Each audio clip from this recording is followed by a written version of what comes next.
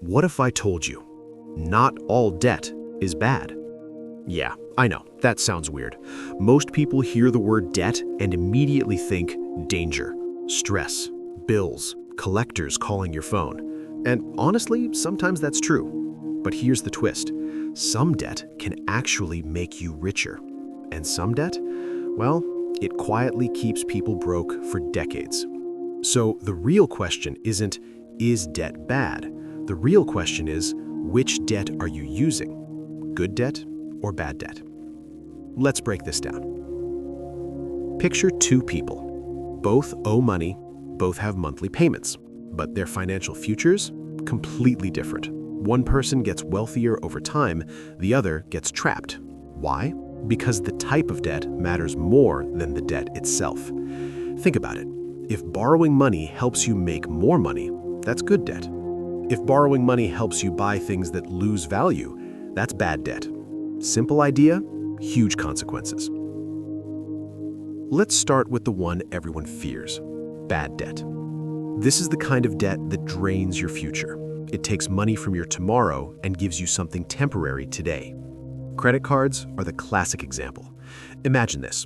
You buy a $2,000 TV with a credit card. Looks great on your wall, feels exciting for a few weeks. But the interest rate? Maybe 22%. Now here's the crazy part. If you only make minimum payments, that TV could end up costing $3,000 or more for something that's losing value every year. That's bad debt in action. Car loans can fall into this trap too. Now, not every car loan is bad, but think about how most people do it. Someone earning $60,000 buys a $45,000 car, 5 or 6 year loan, big monthly payment. Meanwhile, the car loses value the second you drive it off the lot. Depreciation hits hard. So you're paying interest on something that's worth less every year. That's a double hit. But wait, here's where things get interesting. Let's talk about good debt. Good debt does something powerful. It helps you build wealth or increase income. Instead of draining your future, it improves it. A classic example, real estate.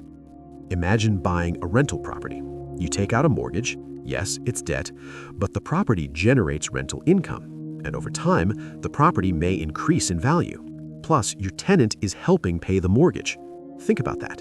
Someone else is helping you build equity. That's leverage. And leverage, when used carefully, can be powerful. Student loans can sometimes fall into the good debt category too, but this one depends heavily on the situation. If someone takes $40,000 in student loans and it leads to a career paying $90,000 per year, that debt might make sense. But if someone takes $120,000 in loans for a degree with limited job opportunities, now the math starts looking dangerous. So even good debt requires thinking. The key question is simple. Will this debt increase my future income? Or will it just increase my monthly bills? Now here's the crazy part most people miss. Banks love bad debt. Why? Because it's incredibly profitable. Credit card interest, late fees, car loan interest, all of it adds up. Think about it. A 22% credit card interest rate means the bank is making massive returns. And who's paying that? Consumers, month after month, year after year. But wealthy people, they tend to use debt differently. They avoid high-interest consumer debt. Instead, they borrow strategically. They use debt to buy assets, assets that grow, assets that generate income, assets that appreciate. That's a completely different game.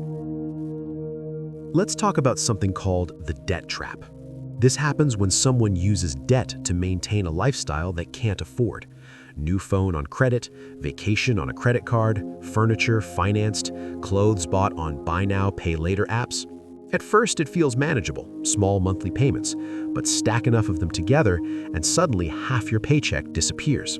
Interest quietly compounds and breaking out becomes harder. That's how people stay stuck financially. But good debt, it can create momentum. Let's say someone buys a small rental property. Over time, rent increases. The mortgage balance slowly goes down. The property value rises.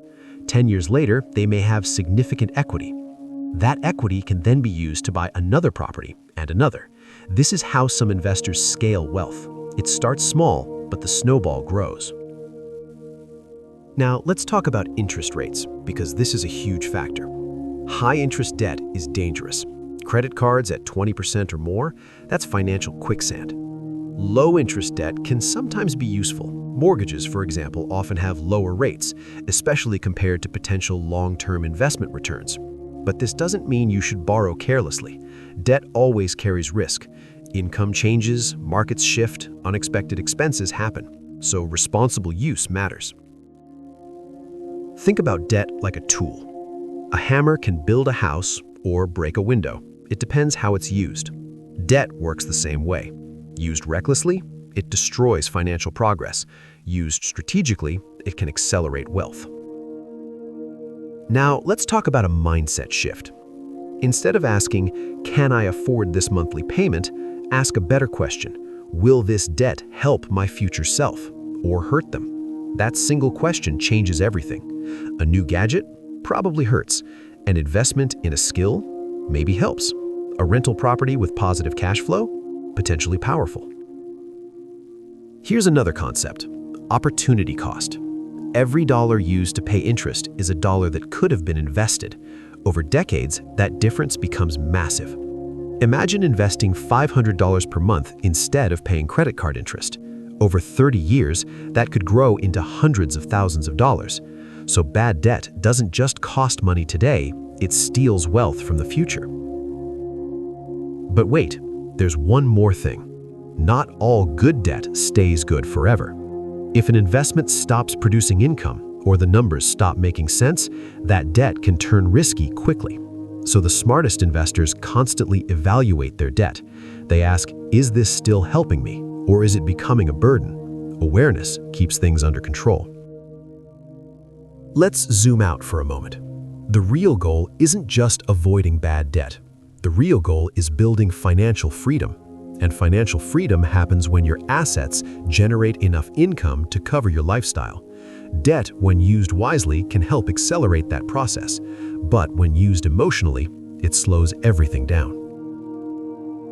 Think about the difference between these two lives. One person spends years paying off credit cards, car loans, consumer debt, always trying to catch up. Another person focuses on buying assets, investments, income streams. Over time, one life becomes stressful, the other becomes flexible. Both people used money, but they used it differently. So here's a simple rule you can remember. If the debt puts money in your pocket, it might be good debt. If the debt takes money out of your pocket, it's probably bad debt. Simple framework, powerful clarity. Debt itself isn't the enemy. Ignorance is. Understanding how money works changes everything.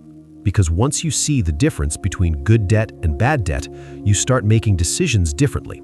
You stop chasing things that look rich and start building things that actually create wealth. And that shift, that's where real financial progress begins.